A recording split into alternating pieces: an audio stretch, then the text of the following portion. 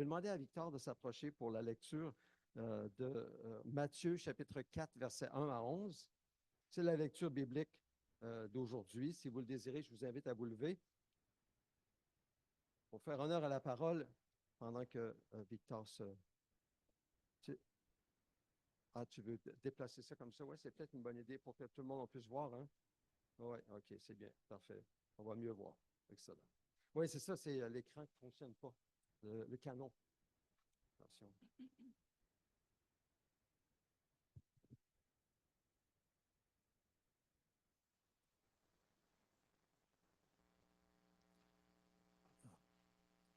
Puis, Jésus fut amené par l'Esprit dans le désert pour être tenté par le diable. Après avoir jeûné 40 jours et 40 nuits, il eut faim. Le tentateur s'approcha de lui et lui dit, « Si tu es le Fils de Dieu, ordonne que ces pierres deviennent des pains. » Jésus lui répondit, « Il est écrit, l'homme ne vivra pas de pain seulement, mais de toute parole qui sort de la bouche de Dieu. » Le diable le transporta alors dans la ville sainte, le plaça au sommet du temple et lui dit, « Si tu es le Fils de Dieu, jette-toi en bas. En effet, il est écrit, il donnera des ordres à ses anges à ton sujet, et ils te porteront sur les mains, de peur que ton pied ne heurte une pierre. » Jésus lui dit, « Il est aussi écrit, tu ne provoqueras pas le Seigneur ton Dieu. » Le diable le transporta encore sur une montagne très élevée, lui montra tous les royaumes du monde et leur gloire et lui dit, « Je te donnerai tout cela si tu te prosternes pour m'adorer. » Jésus lui dit alors, « Retire-toi, Satan.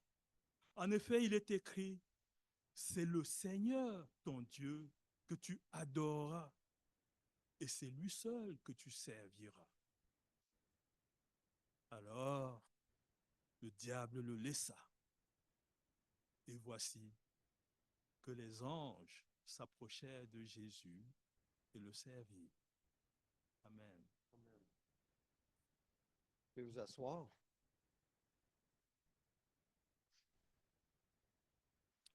Plusieurs le savent, j'ai perdu ma belle-maman en décembre.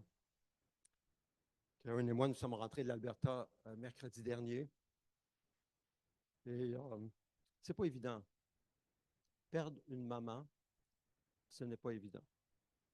Même si elle aurait eu 93 ans la semaine prochaine, c'est jamais évident, perdre une maman.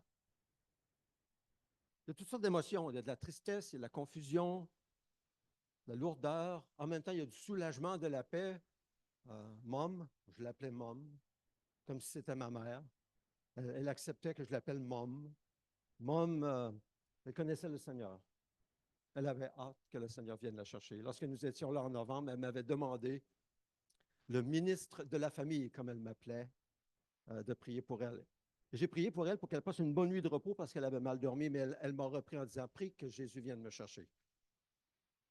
Karen est là, sa sœur est là, la famille. Et j'ai prié que le Seigneur vienne la chercher. Mais il n'est pas venu la chercher en novembre. Non, le 17 décembre. Elle était comme l'encre de la famille.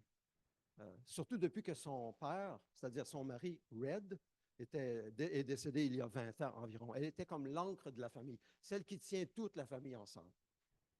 C'est pas évident de perdre une maman.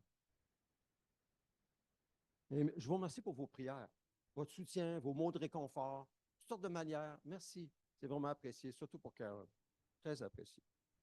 Je me suis levé un matin après les funérailles avec le cœur lourd.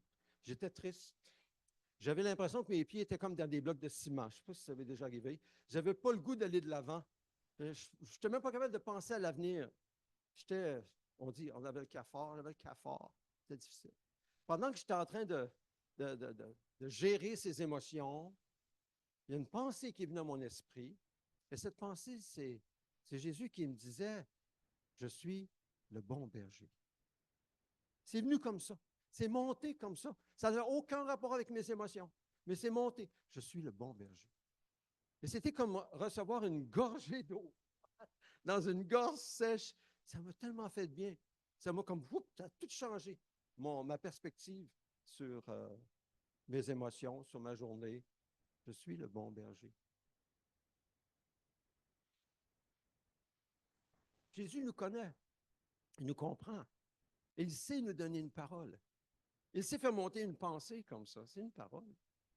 Il sait nous guider pour nous réconforter, pour nous remettre d'aplomb, comme on dit. Et depuis ce temps-là, cette pensée ne m'a pas lâché. Je suis le bon berger. Je regarde à l'année 2025 avec cette pensée, je suis le bon berger. Je te guiderai. Je suis en avant de toi. Je vais préparer les journées devant toi, les semaines, les mois. Tu n'as rien à craindre. J'ai partagé cette idée à un de mes collègues pasteurs. Je suis avec un petit groupe de pasteurs où on apprend le renouveau, comment le renouveau de l'Église d'abord avec nous. Et puis voici ce qu'il m'a répondu. Lorsque nous recevons la révélation de ce qu'il est réellement et en vérité notre bon berger, même dans la vallée de l'ombre de la mort, nous ne craignons rien. Courage, pasteur Claude. Nous sommes de tout cœur avec toute ta famille. Ça m'a réconforté. Ça m'a réconforté comme vos mots aussi nous réconfortent. Jésus est notre bon berger.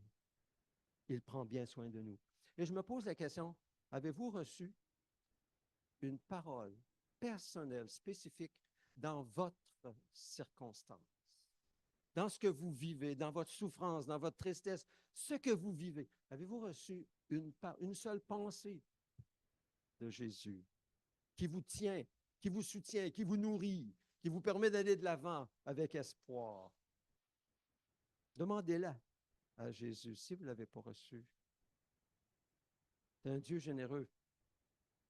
Au début de cette nouvelle année, je pense qu'il n'y a rien comme une parole personnelle de Jésus pour guider nos requêtes personnelles, nos demandes personnelles qu'il veut qu'on lui apporte cette année, pendant toute l'année, jusqu'à ce qu'il les réponde. S'il nous met à cœur une pensée, c'est parce qu'il a un but. S'il nous met à cœur une demande, c'est parce qu'il a un but. Cherchons-le, approchons-nous de lui. Et le jeûne que nous commençons à aborder aujourd'hui est un outil, une arme spirituelle, une discipline spirituelle qui va nous aider justement dans nos prières, qui va nous aider à recevoir de Jésus ce qu'il veut nous donner. Alors, quelle est cette conviction que vous avez reçue de Jésus? Avez-vous reçu cette conviction personnelle qu'il est votre bon berger aussi, qu'il marchera aussi devant vous cette année? Ce bon berger tout-puissant, fidèle, compatissant. Demandons-la au Seigneur. Alors, c'est dans ce contexte que nous allons voir le jeûne. Aujourd'hui, la semaine prochaine, nous verrons les buts et les avantages d'ajouter le jeûne à nos prières. Nous verrons différents types de jeûnes. Je vous partagerai l'impact que le jeûne a eu sur ma vie. Et j'annoncerai un jeûne collectif tout à l'heure, un jeûne collectif d'une journée cette semaine.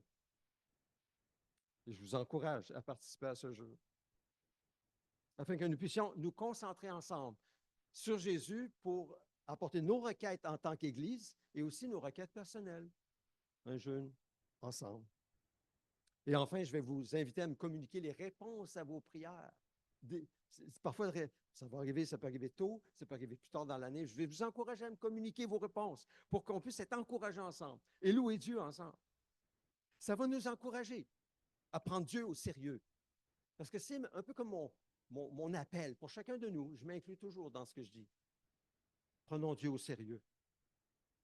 Il nous dit dans sa parole que le jeûne fait partie des disciplines spirituelles avec la prière et l'aumône que nous devons adopter dans notre marche avec le Seigneur, afin de développer nos vies avec Christ, pour grandir, le connaître mieux, discerner ce qu'il a pour nous, prier des prières qui sont trop longtemps répondues et qui nous causent trop de souffrance et qu'il veut répondre, mais à quelque part, nous n'avons pas pris notre place, nous n'avons pas insisté suffisamment par le jeûne. nous ne nous sommes pas humiliés, peut-être nous n'avons pas amendé nos voies. On va voir ça. Voici d'abord 6 grandes raisons pourquoi nous devrions jeûner. Le jeûne nous fortifie dans la prière. Il fortifie nos prières, le jeûne. Il nous entraîne à résister à la tentation. Il démontre le sérieux et l'urgence de nos prières. Il approfondit notre faim de Jésus, le pain de vie. Il exprime davantage le désir que nous avons de son retour, de voir sa gloire. Et il nous amène à nous humilier, revenir de tout cœur au Seigneur et l'implorer de nous bénir de manière toute nouvelle. Voici 6 avantages, quand même, avantages importants que le jeûne apporte à nos prières. Donc, ce n'est pas optionnel, un peu comme si ça appartenait seulement à certaines cultures ou bien à certaines époques. Non, c'est pour nous aujourd'hui. Et nous devons apprendre à comment, à l'écoute du Seigneur, adopter le jeûne à nos vies. Non pas comme un moyen pour forcer la main de Dieu, comme si nous pouvions forcer la volonté de Dieu. Jamais, jamais. Mais pour un moyen pour nous, comme on a chanté, de nous réveiller. Éveille-toi, mon âme, pour saisir ce que Jésus veut faire, veut accomplir, pour qu'on soit attentif et participatif à ce qu'il veut faire. En plus de ces raisons, il y a différents types de jeûnes. Le plus commun, évidemment, c'est le jeûne de nourriture. Il y a aussi le jeûne d'eau, très peu recommandable. Après 3 jours, évidemment, on a besoin d'eau. Le jeûne de nourriture, mais il y a aussi les jeûnes sexuels, le jeûne des médias sociaux et autres, Facebook, Instagram et compagnie. C'est un type de jeûne aujourd'hui, même si la Bible n'en parle pas, il n'y avait pas de médias sociaux dans la Bible. Il y a les jeûnes de magasinage en ligne et autres. Alors, je sais que pour certains, ça va être très difficile, peut-être autant que la nourriture, mais c'est un autre type de jeûne, le jeûne de certains passe-temps, le jeûne d'entraînement ou d'exercice physique. Et quoi d'autre? Et quoi d'autre? Ça peut être le jeûne de faire des sorties.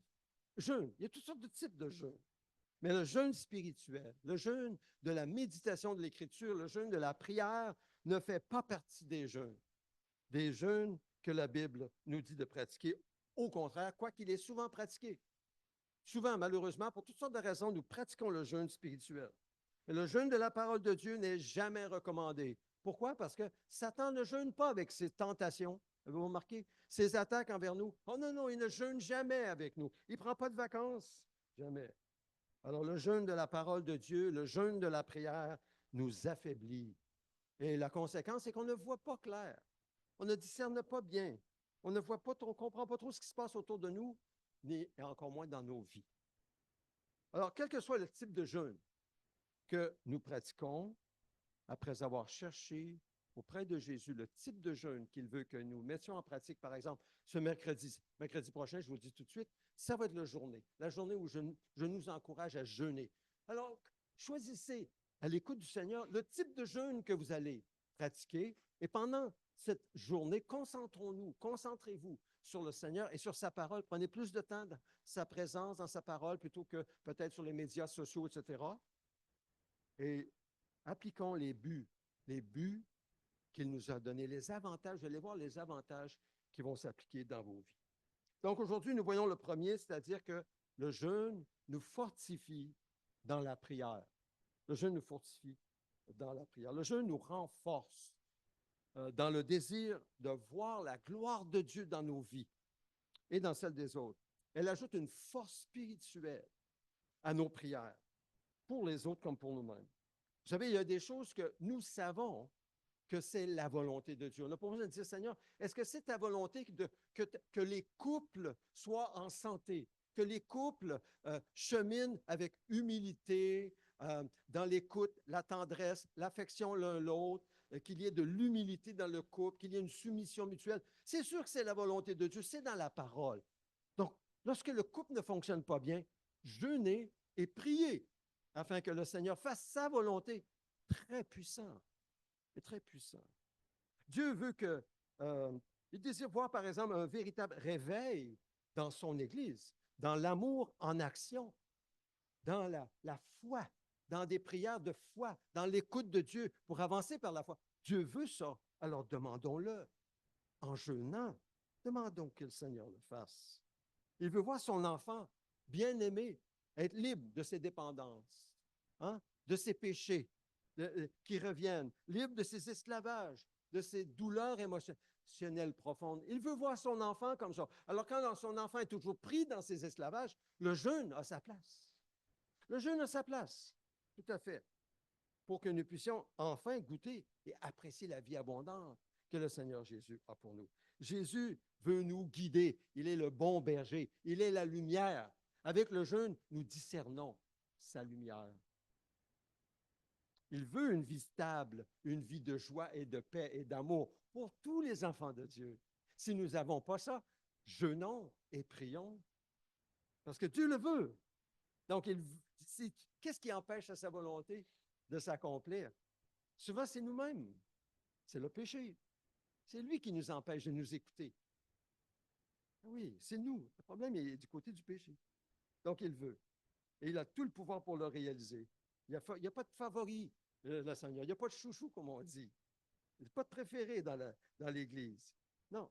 Si nous lisons et méditons la parole pour la mettre en pratique, Jésus promet évidemment de faire de grandes choses et de bonnes choses. Mais trop souvent, quelle est notre réaction naturelle lorsque nous ne recevons pas ce que nous entendons que la Bible a pour nous dans notre vie? Quelle est notre réaction naturelle? Naturellement, nous nous asseyons, on dit, bof, on se croise les bras, et puis nous attendons que Dieu le fasse. Hein? Nous nous disons consciemment ou non, vu, Seigneur, que tu es Dieu, tu sais très bien ce qu'il faut faire. Toi, tu sais ce qu'il faut faire. Donc, tu connais mes douleurs. Alors agis, Seigneur, fais-le. Je n'ai pas besoin de te dire quoi faire.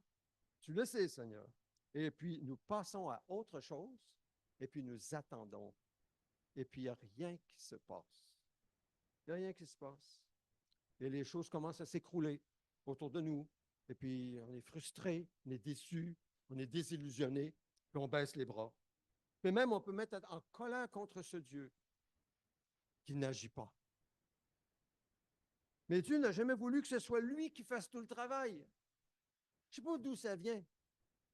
On pense que c'est Dieu qui va faire tout le travail, sans nous, indépendamment de nous, comme il veut, un peu comme s'il était séparé de lui. Mais Christ a tout fait pour qu'on soit unis à lui. Pourtant, on s'attend que Dieu agisse séparément de nous. Ça ne fonctionne pas. Non. Non. Dieu, en réalité, veut nous engager pleinement dans son travail, dans ce qu'il veut faire dans nos vies. Mais le voulons-nous? Le voulons-nous vraiment? Sommes-nous prêts à jeûner? Sommes-nous prêts à collaborer avec lui?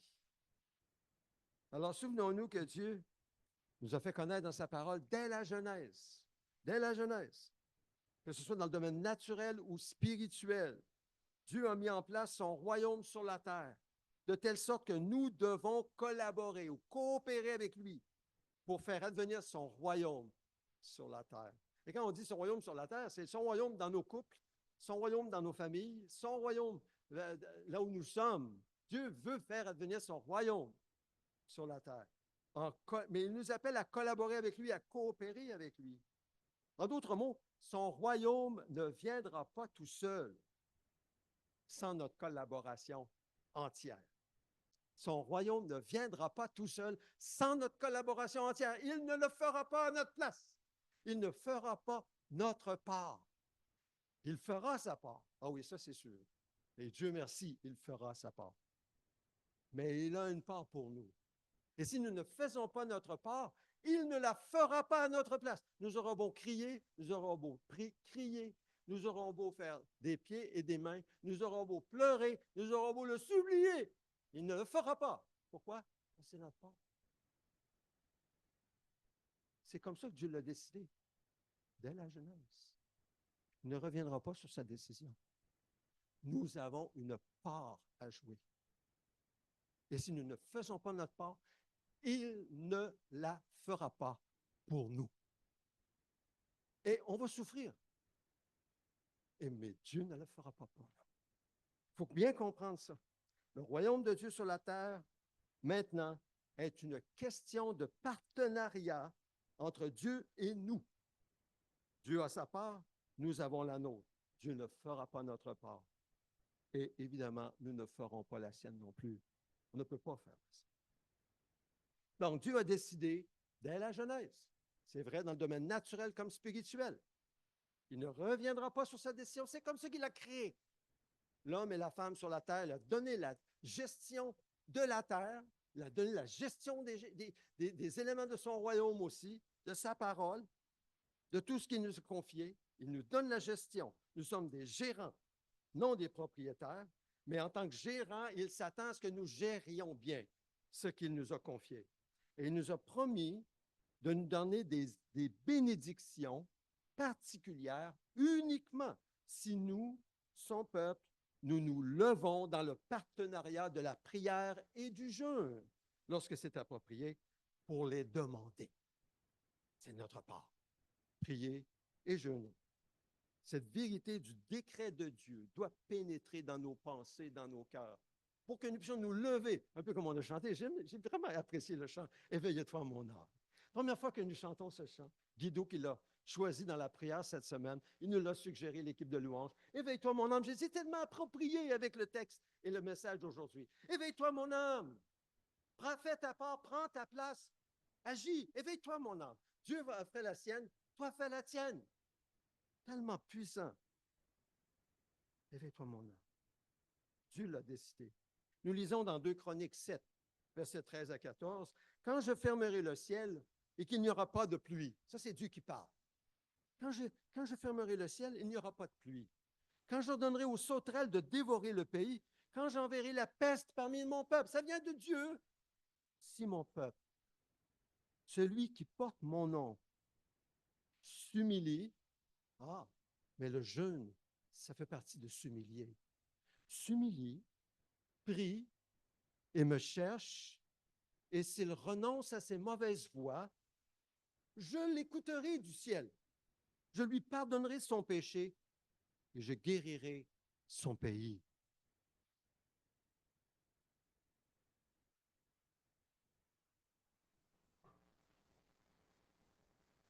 Quelle est notre part en tant que peuple de Dieu dans ce texte? Vous l'avez devant vous, le texte ici? Quelle est notre part quand Dieu permet les difficultés dans nos vies? Quand Dieu permet les difficultés dans nos vies, quelle est notre part dans ce texte? Vous le voyez? C'est quoi? S'humilier, jeûner, ça fait partie de prier. Ensuite, chercher Dieu, renoncer à ses mauvaises voies. Je vous rappelle le jeûne que Dieu préconise dans Ésaïe 58, verset 6. Il dit, et je cite, « Voici le genre de jeûne que je préconise, détacher les chaînes dues à la méchanceté. » La méchanceté qui a sorti de nos bouches, qui a mis des chaînes. Parfois, on fait ça dans les couples, dans les familles. On fait ça dans nos relations. On met des chaînes par nos paroles. Dénouer les liens de l'esclavage. Renvoyer libre ceux qu'on maltraite. Mettre fin aux contraintes de toutes sortes. Mettre fin aux contraintes de toutes sortes. Bref, renoncer à nos mauvaises voies dans toutes nos relations. Renoncer à nos mauvaises voies. Nous humilier. Confesser nos fautes. Et non seulement les confesser, renoncer à nos fautes. Les abandonner. Laisser à Dieu de juger. Le soin de juger. Ce n'est pas à nous à le faire. Nous, c'est à aimer. Nous sommes appelés à aimer, et aimer, et aimer, et aimer. De toute façon, c'est comme ça que le Seigneur, on veut qu'il nous traite, non? On veut que le Seigneur nous aime, nous aime, nous aime, nous aime, nous aime. Et qu'il nous dise, lorsqu'on est dans le cafard, je suis le bon berger. Il nous rassure. On veut être rassuré lorsque ça ne va pas. En faisons la même chose. Rassurons ceux quand ça ne va pas pour les autres. Rassurons-les. Ce n'est pas le temps de les juger, les condamner. Tu aurais dû faire ci, tu aurais dû faire ça. Non! Abandonnons ça. On a besoin de notre soutien. Donc, Dieu nous montre notre part. Lorsqu'il ferme le ciel, il n'y a pas de pluie. Comme en Californie, à Los Angeles. Vous avez entendu parler des feux? La sœur de ma femme, Carmen, vient de Los Angeles. Elle habite là, au sud de Los Angeles. On était très, très conscients des feux avant que nous nous rencontrions en Alberta. On se demandait, Est-ce que tu as été affecté? Non, non, non, non. Elle ne sentait même pas la fumée. Elle est au sud de Los Angeles. Mais ça se passait au nord. Mais c'est terrible. L'évangéliste Franklin Graham, fils de Billy Graham, s'est prononcé sur la question de savoir si Dieu jugeait Hollywood. On lui a posé la question. Alors que les incendies continuent de ravager Los Angeles, détruisant des communautés entières et laissant des milliers de personnes sans abri. Il dit, les gens ont tout perdu. Beaucoup de gens se demandent pourquoi, et c'est une question à laquelle il est difficile de répondre. Nous voulons les rassurer sur l'amour de Dieu, continue Graham, sur le fait qu'il se soucie d'eux et qu'il ne leur a pas tourné le dos. Il est le directeur général de Samaritan's Purse. Lorsqu'on l'a interrogé sur les incendies qui ont tué au moins 24 personnes et ravagé 40 000 hectares dans l'agglomération, comme je disais, nord de Los Angeles. Dieu pourrait-il juger Hollywood? Il dit, je ne sais pas, mais je ne le pense pas, a-t-il poursuivi. La question est de savoir si nous connaissons le Seigneur Jésus-Christ. Sommes-nous prêts à nous tenir devant lui? Si notre maison est incendiée et que nous y brûlions aussi, irions-nous en sa présence? Alors on voit le cœur de l'évangéliste qui tourne la question pour annoncer l'évangile. Et il ajoute en terminant, la réalité, c'est que nous aurons encore des tempêtes de ce genre. La chose la plus importante que nous puissions faire en tant que chrétiens est de nous assurer que tout le monde comprend que Dieu l'aime et que lorsque les tempêtes comme celle-ci surviennent, ce n'est pas le jugement de Dieu. Je n'y crois pas une seconde. Nous savons que Dieu nous aime, a-t-il souligné. Maintenant, cette réponse de Franklin Graham me laisse un peu perplexe. Je comprends qu'il veut mettre l'accent sur l'amour. Mais oui, il ne veut pas parler du jugement de Dieu. Il veut dire que Jésus est venu non pour juger, non pour sauver. Je comprends. Sauf que très souvent, dans ma vie, je l'ai remarqué, dans nos vies, Dieu permet des choses très difficiles pour nous amener à lui, non? Afin de nous sauver en glorifiant son nom dans nos vies. Moi, je pense que c'est l'histoire de chacune de nos vies. Donc, quand Dieu permet ces choses difficiles, comme un feu, ce n'est pas une forme de jugement sur le péché. Je ne veux pas entrer dans les choses très détaillées, pourquoi un, pourquoi l'autre, pas l'autre. Non, non, non, pas là-dedans. Mais, bon. C'est pourquoi je pense que nous pouvons voir les feux de Los Angeles comme un acte de Dieu. Les compagnies d'assurance vont appeler ça un acte de Dieu. Visant d'abord l'Église, son peuple, celui qui porte son nom, comme on voit dans le texte, afin qu'il s'humilie, prie et le cherche et renonce à ses mauvaises voies. Donc les feux, on peut voir ça comme étant un jugement de Dieu, d'abord sur l'Église, pour que l'Église se lève, se réveille. Réveille-toi, bouge, fais quelque chose. Humilie, prie, cherche Dieu. Pour que Dieu l'écoute du haut du ciel, écoute son peuple, lui pardonne son péché et guérisse son pays. C'est un appel à l'action de l'Église. Pendant que les gouvernements de ce monde se tirent la pierre. J'ai lu un peu ce qui se passe aux États-Unis. On se tire la pierre. C'était la faute de l'un, c'était la faute de l'autre, c'est la faute de Dieu. Incompétent ci, incompétent là-bas. Ça, c'est les gouvernements de ce monde. Mais l'Église, ce n'est pas ça. On n'est pas appelé à tirer la pierre. On est appelé à faire ce que Dieu nous appelle. Et ça s'adresse même à nous en tant qu'Église, même si nous sommes très loin de la place.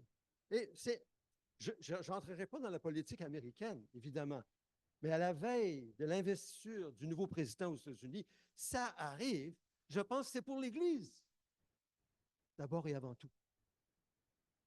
Alors, réjouissons-nous parce que l'Église se lève en Californie, au moins en partie, et collabore avec une variété d'organisations humanitaires pour apporter de l'aide et le secours nécessaires.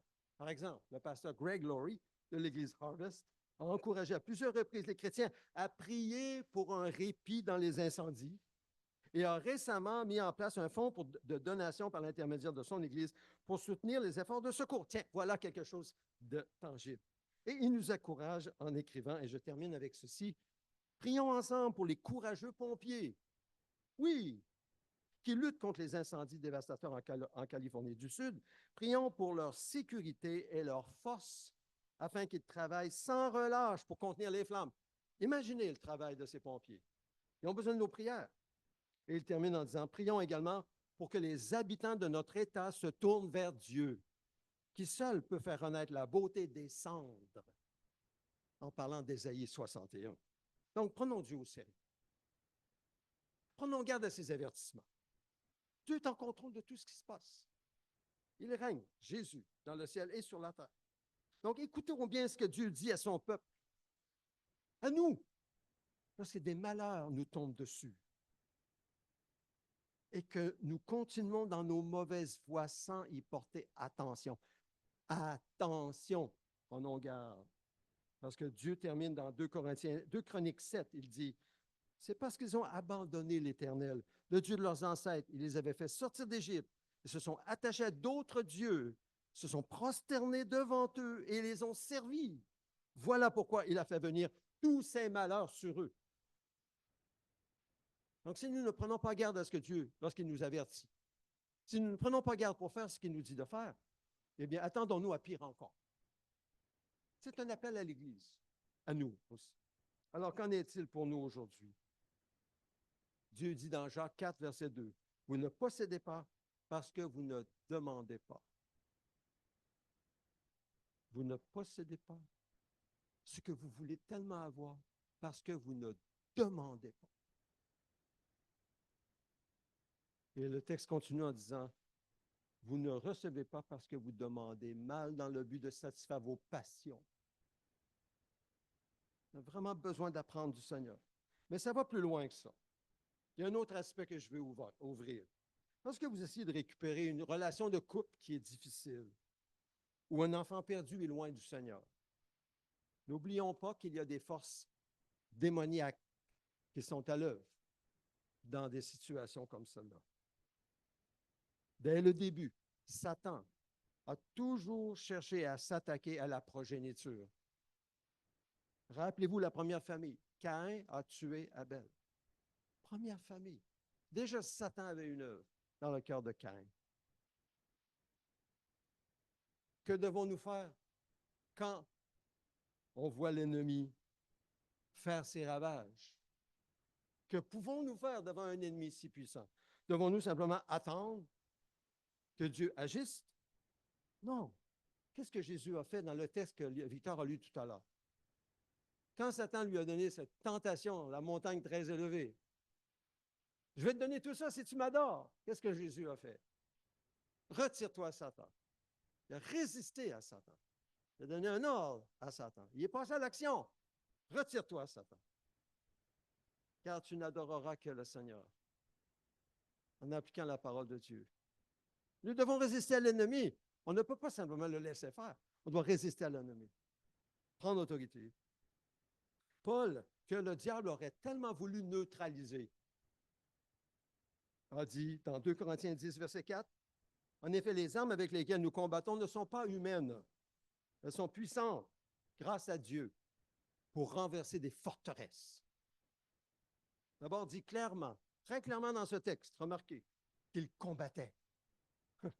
Il n'attendait pas que Dieu combat pour nous. Oui, je sais qu'il y a des histoires comme dans Josaphat où tout ce qu'ils font, c'est qu'ils s'attendent. Et Dieu, ils sont dans la louange, on a vu ça ces dernières semaines, et Dieu vient combattre pour eux. Et c'est merveilleux, parce que c'est ce que Dieu a dit de faire.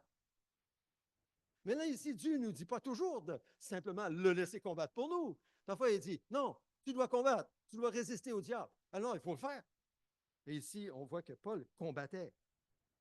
Il combattait non pas par ses forces, ses propres armes naturelles, son éloquence, sa connaissance. Pas comme ça qu'il combattait, Paul. Non, mais avec les armes que Dieu lui donnait, qui étaient puissantes. Quelles étaient ces armes? La prière, l'aumône, le jeûne, la foi, l'obéissance. Nous avons grandement besoin, vous et moi, d'apprendre à manier les armes de Dieu qui sont puissantes. Le jeûne en est un exemple. D'autres armes, la confession des péchés, les uns aux autres. S'humilier devant l'autre en disant, je te demande pardon. J'ai dit telle chose. Je ne sais pas pourquoi j'ai dit ça. C'est sorti comme ça. Je te demande pardon. C'est une arme puissante contre l'ennemi qui divise. La parole de connaissance, la parole de sagesse. On prie ensemble les uns pour les autres. Et puis pendant qu'on prie, tiens, il y a un texte qui me vient à l'esprit. Ça vient, comme on dit, de nulle part. Ça ne vient pas de nulle part. C'est le Saint-Esprit. disons cette parole. Ah tiens, il me vient cette parole. Dis la parole. C'est puissant, ça vient de Dieu pour détruire les forteresses. La guérison intérieure va être produite par des paroles de connaissance que Dieu seul connaît, parce qu'il connaît la personne, il nous connaît. Délivrance, rupture d'esclavage, liens spirituels transmis de génération en génération. C'est Dieu qui va le faire. Mais venons à Jésus et soyons ouverts. Utilisons ses armes. Il y a beaucoup à apprendre. Mais il existe évidemment une autre arme, c'est celle du jeûne. Un jour, les disciples demandent au Seigneur, pourquoi? Eux qui étaient habitués à chasser des démons, pourquoi on n'a pas été capable de chasser les démons de cet homme? Et Jésus a répondu, cette sorte de démon ne sort que par la prière et par le jeûne. Ah! Tiens, tiens.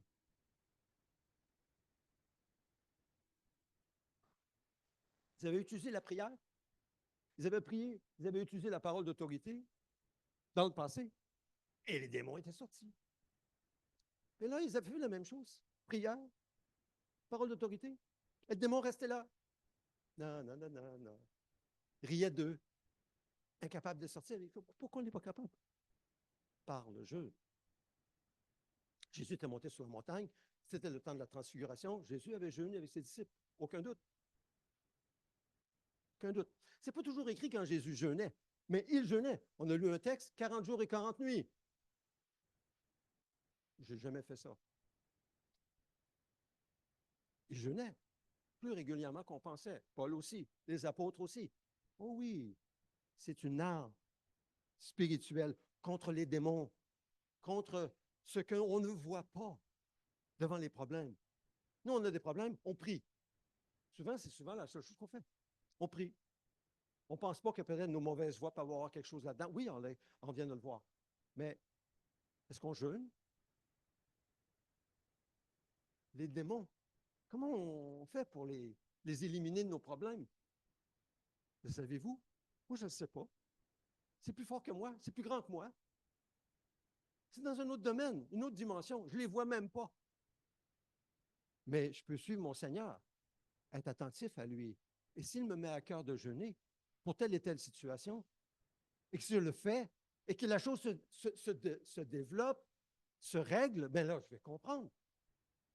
C'est d'être à l'écoute du Seigneur Jésus. Il faut bien saisir. Tout départ. Tout commence là. À l'écoute du Seigneur dans l'obéissance. Pourquoi le jeûne? Paul écrit dans 1 Corinthiens 1, 27, il le dit lui-même. Mais Dieu a choisi les choses folles du monde pour couvrir de honte les sages. Dieu a choisi les choses faibles du monde pour couvrir de honte les forts. Lorsque nous jeûnons, nous entrons dans un genre de tas de faiblesse. Mais Dieu a choisi les choses faibles du monde. Devons-nous avoir honte de nos faiblesses? Si Dieu a choisi les choses faibles du monde pour couvrir de honte les forces? Non. Paul écrira plus tard, 2 Corinthiens 12, verset 9, « Ma puissance s'accomplit dans la faiblesse. » Il dit ça à Paul. Paul avait un ange, moi j'en veux pas, un ange de Satan qui le frappait et l'empêchait de s'enorgueillir. Je ne sais pas si c'était le jour ou la nuit ou le soir ou le matin, mais je peux imaginer que c'était la nuit.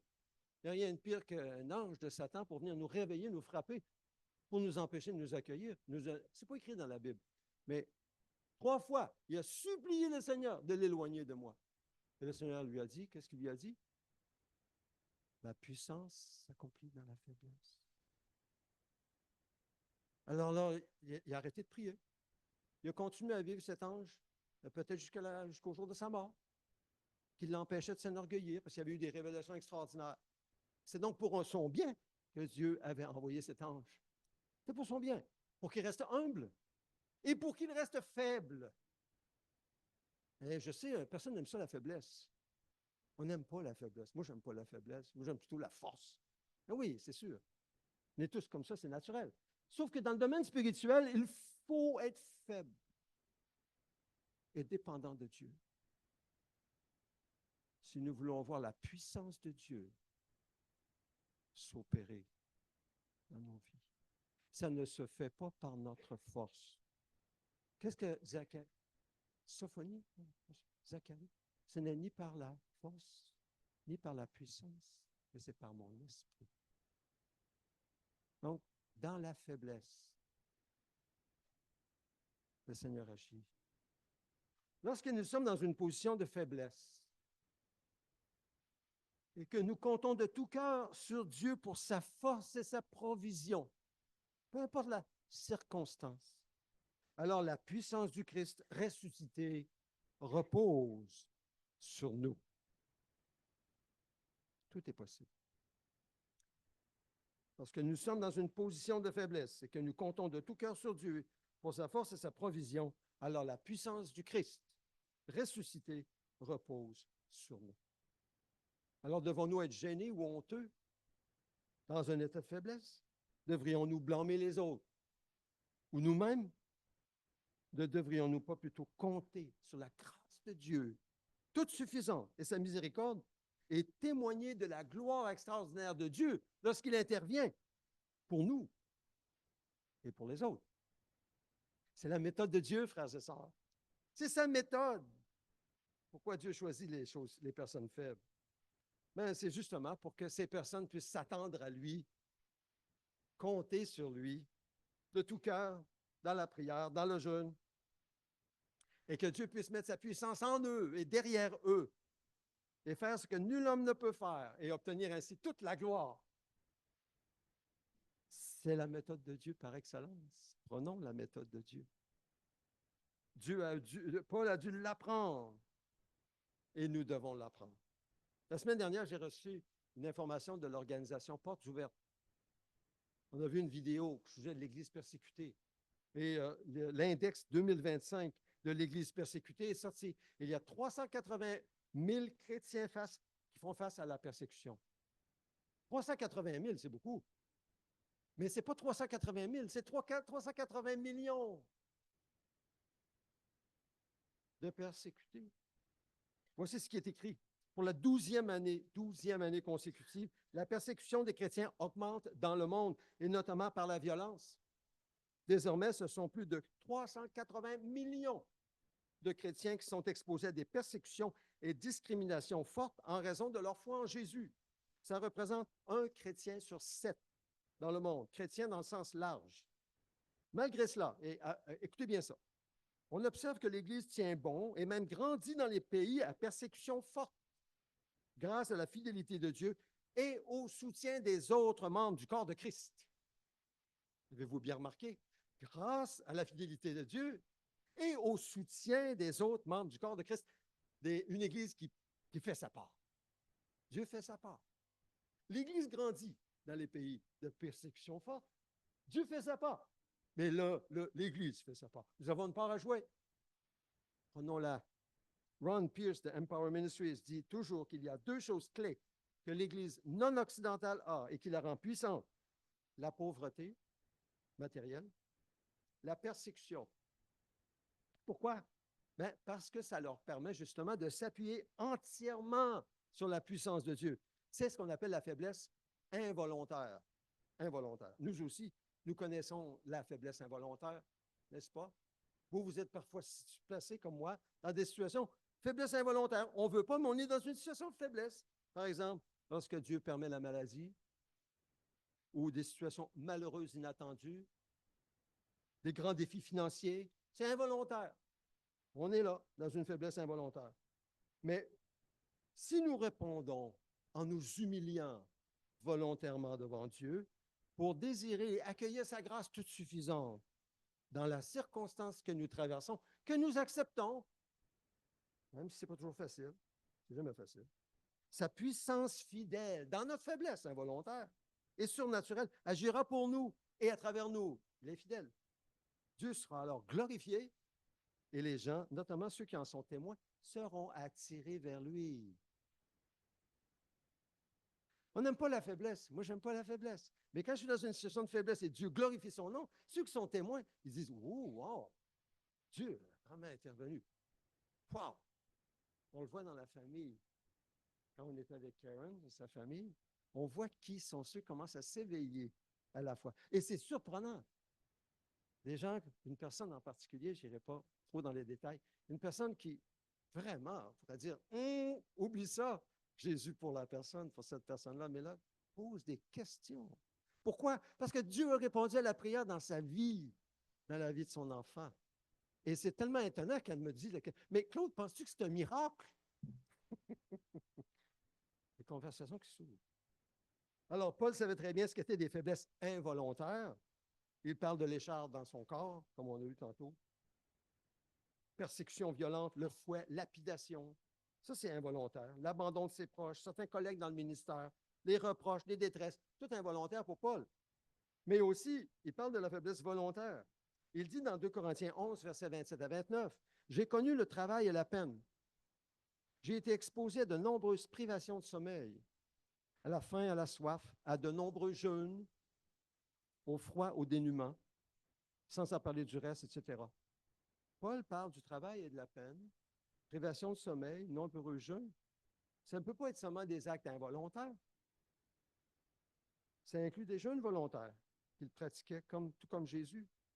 Dans l'Ancien Testament, on voit par exemple que l'humilité et le jeûne vont ensemble. Avec Esdras, c'est écrit qu'il a proclamé un jeûne d'humiliation. Jeûne d'humiliation. Humilions-nous devant le Seigneur. Pourquoi? Parce que Dieu s'oppose aux orgueilleux, mais il donne sa grâce aux autres. Comprenons-nous? Voyons-nous? Humilions-nous volontairement devant le Seigneur par le jeûne. Privons-nous volontairement de certaines choses, certains plaisirs, certains conforts, pour nous humilier. Le point, ce n'est pas qu'on ait faim et on n'est plus capable de fonctionner parce que là, on a tellement faim qu'il n'y a plus rien qui marche, on a mal de tête. C'est pas ça le but. Vraiment pas. Le but, c'est d'humilier notre âme. Parce que Dieu donne sa grâce aux humbles. Le jeûne est un outil pour que nous nous humilions devant le Seigneur et que Dieu nous accorde sa grâce. Et là, nous lui apportons dans ce contexte nos demandes, nos prières, ce qu'on veut tellement que Dieu fasse. Ce qu'on veut tellement que Dieu fasse. C'est dans ce contexte que nous apportons. Alors, c'est une des raisons du jeûne. Et je vais terminer avec une histoire que j'ai déjà dit dans le passé, mais je trouve que ça vaut la peine de le dire. Le frère Yun, un pasteur chinois, qui a dit, ce ne sont pas les chrétiens en prison pour la cause du Seigneur qui souffrent. Ah non? Non, il dit, ceux qui souffrent réellement sont ceux qui n'expérimentent jamais la présence de Dieu. Et il a dit ça en ayant vécu ce que je vais vous dire en 2 minutes. Traqué, arrêté, jeté en prison de Nanyang, torturé. Et ensuite, on a ordonné de donner tous les noms du mouvement d'église clandestin. Il a négocié un sursis de quelques jours. Et pendant ce temps, Jésus lui est apparu.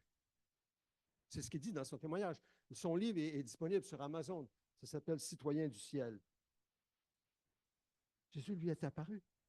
Et il lui a dit qu'il allait subir un dur procès. C'est ça que Jésus lui a dit. Il a donc décidé de jeûner afin de se préparer au temps de l'épreuve et de prier pour l'Église clandestine. Il n'a pas révélé les noms. Du 25 janvier 1984 au 7 avril 1984, 73 jours, il n'a pas mangé. Au lieu de manger, il a donné sa nourriture à d'autres prisonniers. Pendant cette période, il a été impitoyablement torturé. Les prisonniers l'observaient et savaient qu'il s'agissait d'une force surnaturelle. Ils en ont été convaincus. Le seul prisonnier qui a été placé dans sa cellule est devenu chrétien après avoir vu la puissance dans la faiblesse de cet homme. Son esprit intérieur est devenu plus fort alors que son corps extérieur s'affaiblissait et il a pu résister au procès. Son récit est disponible, comme je l'ai dit. Alors, quel est le grand problème dans votre vie et pour lequel vous avez besoin, désespérément besoin, d'une assistance surnaturelle? Que le Seigneur bénisse le type de jeûne qu'il va vous mettre à cœur de jeûner, de faire et de prier de tout cœur ce grand problème qui vous afflige. Prions.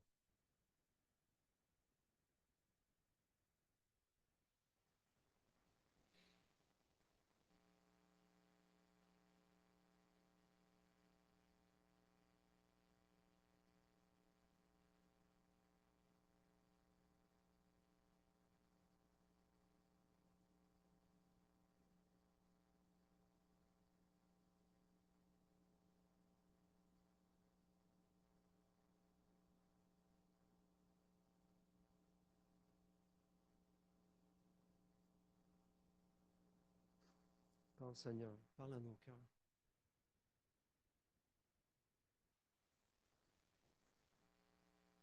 Et que nous puissions obéir à ce que tu nous dis.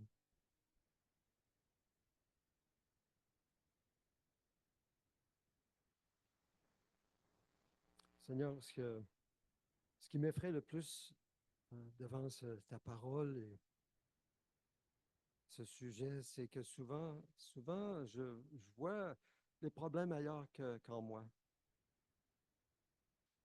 C'est facile de voir les problèmes ailleurs. Je suis aveugle sur mes propres carences. Je ne vois pas. Je pense que c'est la même chose pour chacun de nous.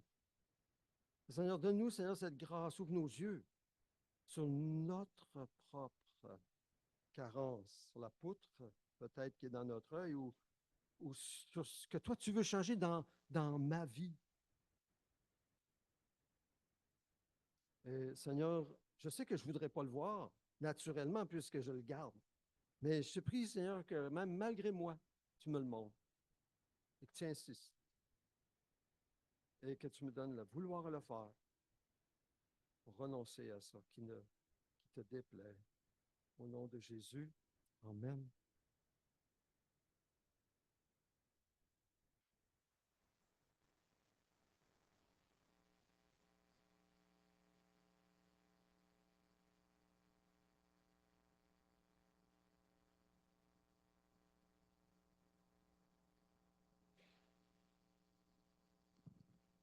Restons dans cet esprit de prière et approchons-nous de Jésus et de sa table. Que ce soit un moment de communion intime, plus intime avec Jésus, et qu'en prenant le pain et le jus, en communiant avec son corps et son sang, nous puissions non seulement nous souvenir en théorie qu'il est mort pour nous, mais de le saisir plus profondément qu'il a donné sa vie pour nous, pécheurs que nous sommes, indignes que nous sommes, et qu'il a donné sa vie pour que nous ayons la vie en lui, que nous devenions des hommes et des femmes qui lui ressemblent.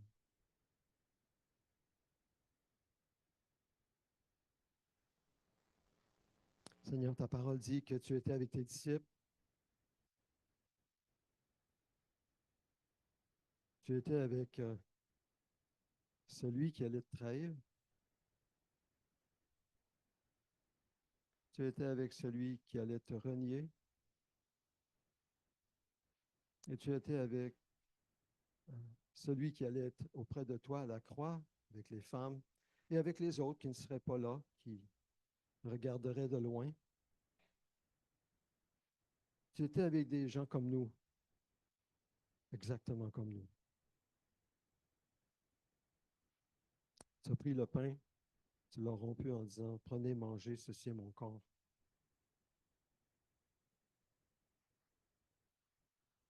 Tu as pris la coupe de la nouvelle alliance. Tu l'as distribuée en disant, buvez-en tous, ceci est mon sang. Soyez un avec mon corps et mon sang, crucifiés pour vous.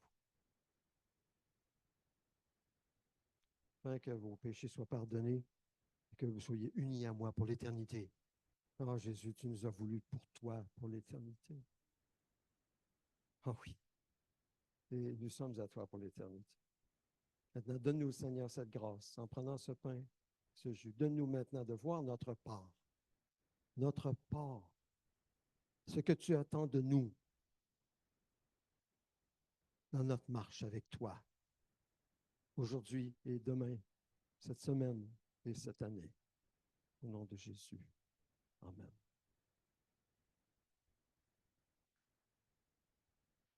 Approchons-nous de la table du Seigneur. Alors, je vous invite à prier simplement dans vos cœurs et quand vous êtes prêts, venez. Venez, prenez et mangez, buvez et recevez sa paix.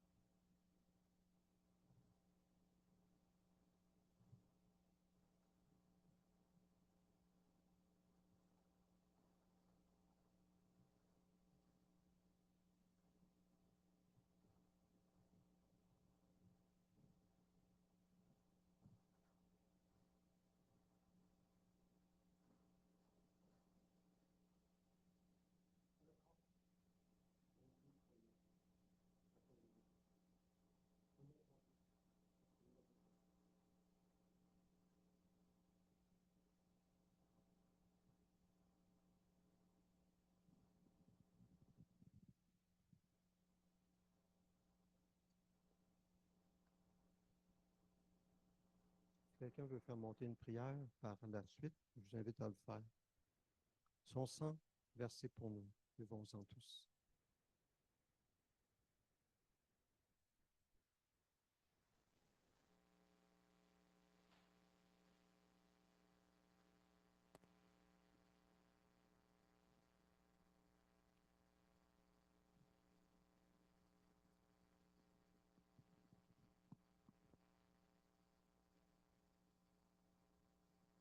Seigneur Jésus, merci de t'être donné pour nous, corps et âme. Nous nous donnons aussi à toi, corps et âme, selon l'appel que tu as pour chacun de nous,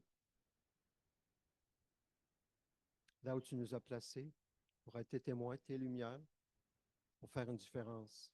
Seigneur, nous voulons faire une différence, ta différence. Alors donne-nous, Seigneur, je t'en prie, tout ce dont nous avons besoin pour être tes témoins là où tu nous as placés. Remplis-nous de ton esprit, sagesse, puissance, autorité. Réveille-nous, oui, que nos âmes s'éveillent. Merci pour ce que tu nous enseignes aujourd'hui dans ta parole, au niveau du jeûne. Donne-nous de le prendre au sérieux. Au nom de Jésus. Amen.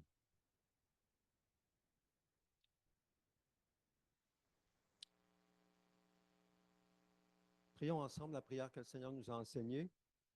Notre Père céleste, que la sainteté de ton nom soit respectée, que ton règne vienne, que ta volonté soit faite sur la terre comme au ciel. Donne-nous aujourd'hui notre pain quotidien. Pardonne-nous nos offenses, comme nous aussi nous pardonnons à ceux qui nous ont offensés. Ne nous expose pas à la tentation, mais délivre-nous du mal et du malin, car c'est à toi qu'appartiennent dans tous les siècles le règne, la puissance et la gloire. Amen. Voici les 5 grandes prières pour notre Église en 2025. Seigneur, par ta grâce, accorde-nous d'acquérir et de développer l'attitude de te louer, de te remercier en toutes circonstances. Accorde-nous de devenir une maison de prière pour tous, de croître dans la connaissance intellectuelle et intime de Dieu, de nous aimer les uns les autres en acte et avec vérité, et de porter les fardeaux les uns les autres pour accomplir ainsi la loi de Christ. Nous prions au nom de Jésus. Amen. Vous pouvez vous asseoir. Quelques annonces en terminant, avant de partager un bon café en bas au sous-sol, ou bien si vous désirez prier, restez en haut lorsque vous désirez prier. On peut prier ensemble. Dimanche prochain, c'est le sommet de prière. On monte au sommet dans la prière. C'est le bon moment de vraiment mettre à part vos demandes particulières, précises de prière. Les avez-vous écrites? Vous serez invités. On va former des petits groupes de 2 ou 3 à prier les uns pour les autres. Personne n'est forcé de partager quoi que ce soit, mais peut-être il y aura une requête ou 2 que vous voudrez partager et on va prier les uns pour les autres pour que le Seigneur puisse faire la différence. C'est dimanche prochain. La journée de jeûne, c'est mercredi cette semaine, 22 janvier.